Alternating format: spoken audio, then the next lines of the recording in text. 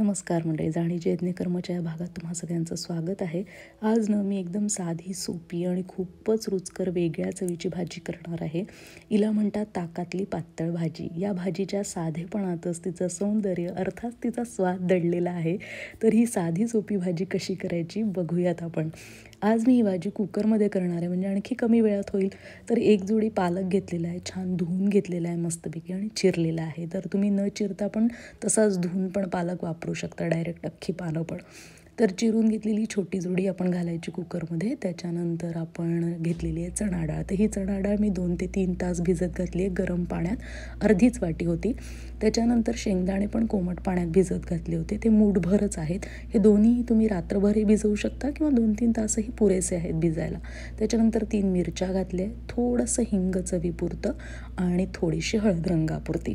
आता फक्त एवढेच जिन्नस घालून अगदी कमी साहित्यामध्ये ही भाजी होते आणि खूपच रुचकर आणि खूप सुंदर भाजी होते.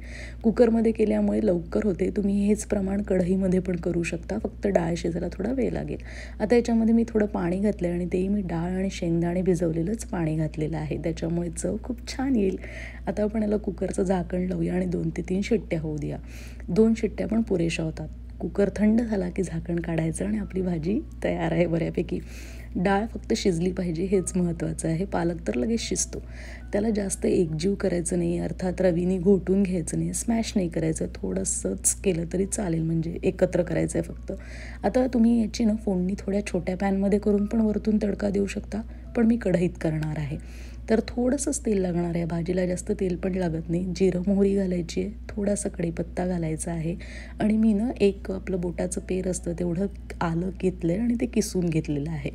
त्याच्यानंतर मी याच्यामध्ये 2-4 लसणाच्या पाकळ्या घालणार आहे आणि अगदी परत थोडंसं हिंग घालणार आहे, जे आपण म्हणजे भाजी शिजवताना कुकरमध्ये घातलं आणि आता थोडंसं 2-3 लसणाच्या पाकळ्या आपल्या आणि थोडंसं तिखट घातलं आहे मी, पण जरा भीतच घातलं कारण ऑलरेडी 3 मिरच्या घातल्या आहे. तर तो तुम्ही स्किप पण करू शकता आणि थोडासाच गोडा मसाला घातला आहे, तो पण तुम्ही स्किप करू शकता. म्हणजे कुठलाही कोरडा मसाला न वापरतासुद्धा ही भाजी अगदी कमी साहित्यामध्ये आणि खूप सुरेख चवीची भाजी होते.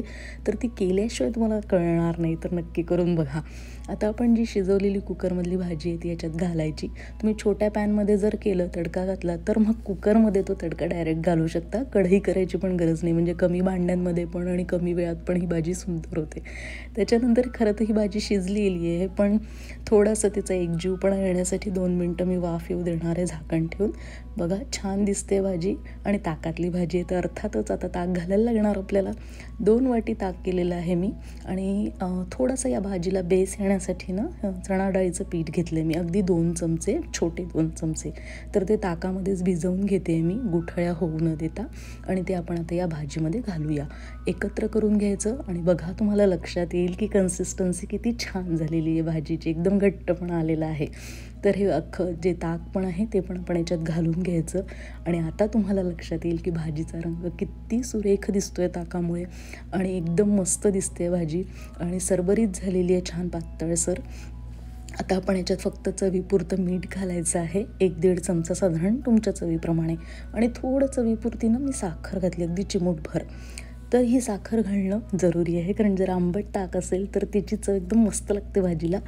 तुम्ही घालत नसाल तर स्किप पण करू शकता, आवडत नसेल तर, पण घातलीत तर छान चव येईल भाजीला. आपली भाजी तयार आहे. थोडीशी आपण याला उकळी येऊ देऊया एक छानपैकी आणि मग आपण ही गरमागरम भाजी खायची आहे. ही भाताबरोबर, भाजीबरोबर, ही भाजी म्हणजे भाताबरोबर आणि पोळीबरोबर तर छान लागतेच, पण भाकरीसोबत पण खूप छान लागते.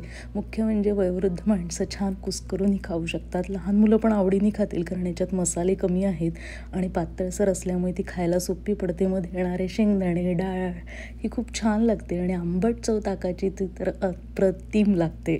तर ही महाराष्ट्रातली खूप खास भाजी आहे, त्यामुळे ती नक्की ट्राय करा आणि कुठली आहे हे मात्र तुम्ही मला सांगा. तर अशा साध्या, सोप्या, रुचकर, पोषण मूल्यांनी युक्त अशा भाज्या आपण करणार आहोत. तर कशी वाटली ही रेसिपी नक्की सांगा मला.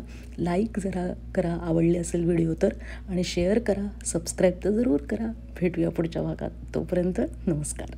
जाणीजे यज्ञकर्म.